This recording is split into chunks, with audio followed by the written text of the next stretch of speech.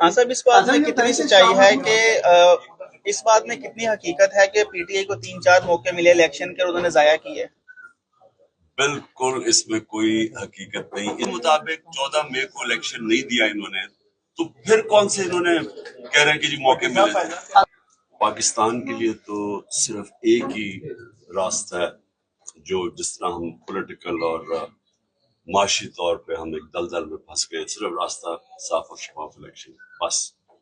जब जिसे जो इससे हटेगा वो मुल्क के लिए मजीद और मुश्किलात पैदा कर।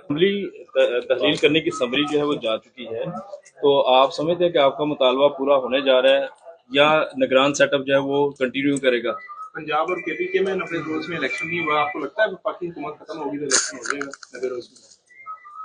देखिए, खतरा ये है कि एक दफा आप आइन को तोड़ दें तो फिर आप रास्ता खो